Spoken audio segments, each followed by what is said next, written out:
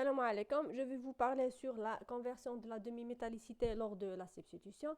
La demande de nouveaux dispositifs de plus en plus performants et miniaturisés conduit au développement de nouvelles fonctionnalités de l'électronique. L'une des voies plus récemment empruntées, dite la spintronique, qui est la combinaison de trois supports d'information, la charge d'électrons, le spin et le photon, qui représentent différentes branches de la technologie d'information pour différentes applications.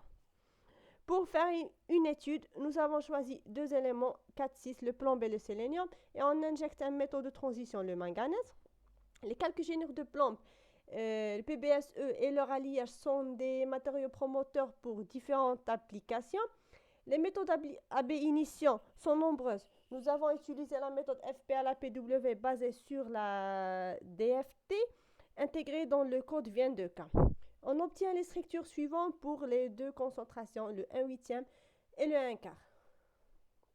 Les résultats obtenus sont les suivants. Utilisant l'équation de Marnagan, on obtient les paramètres structurels suivants. Après une substitution, on aura une distorsion. Donc le volume change et évidemment le paramètre de Mail A se change aussi.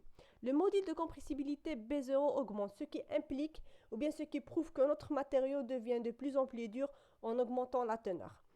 Le deuxième tableau montre l'énergie de half métallique et l'énergie de half ferromagnétique. Pour les deux concentrations, on observe une augmentation des énergies.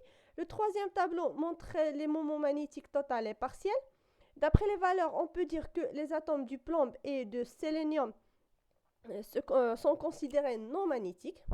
Voilà. Les figures montrant les structures de bond pour les spin-up et les spin-down pour les deux concentrations. On remarque un gap pour les spin-down au point de haute symétrie gamma, ce qui montre que notre matériau a un comportement demi-métallique. Et on a une augmentation du gap en augmentant la teneur, ce qui confirme les résultats du deuxième tableau. L'étude de ce type d'alliage est très récente et peu de résultats expérimentaux et théoriques disponibles dans la littérature.